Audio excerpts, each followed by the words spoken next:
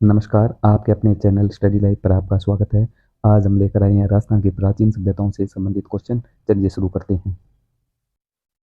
प्रश्न नंबर 1 है, निम्न कथनों पर विचार करें। ए, कालीबंगा सरस्वती दृष्टवती नदी के तट पर स्थित था। नंबर 2, यहाँ से अग्निवेदियाँ मिली है।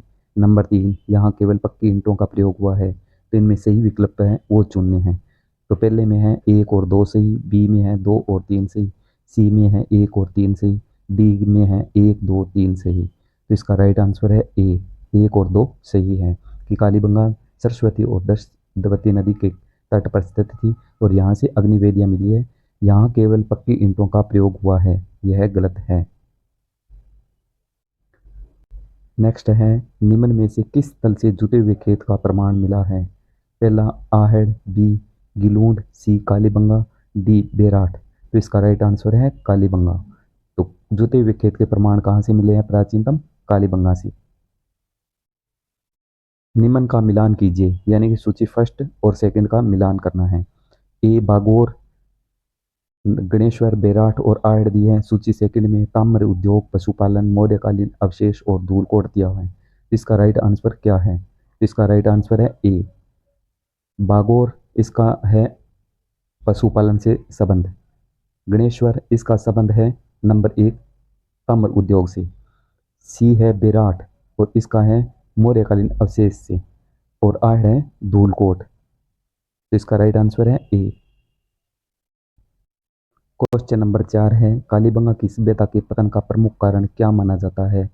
ए विदेशी आक्रमण, बी महामारी, सी सूखा व नदी मार्ग परिवर्तन, डी भूकंप।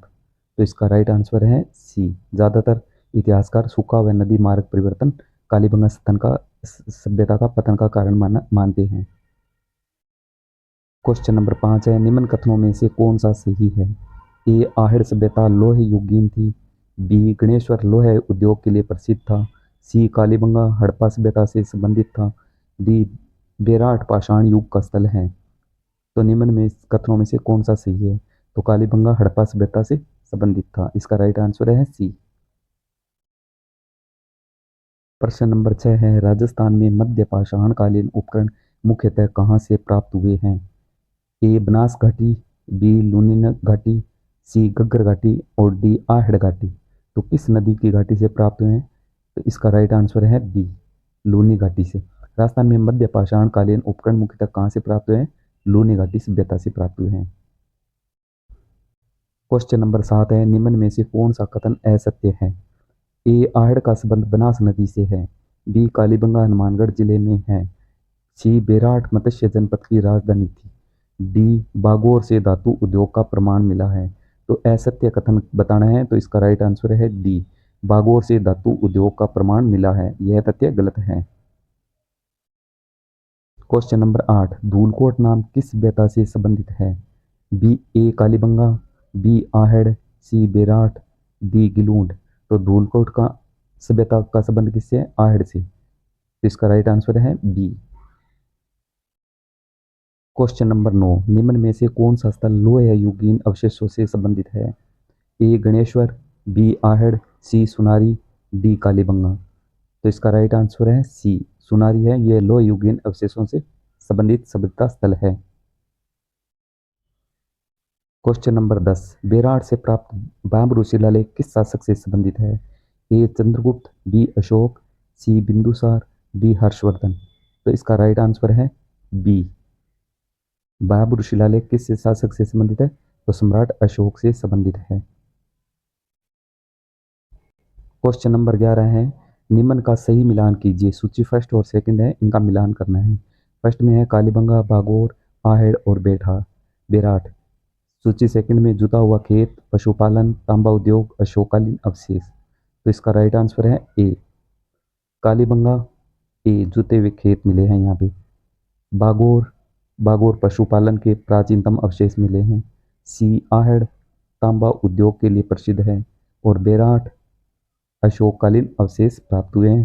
कहाँ से? बेराट से। तो राइट आंसर इसका ए है।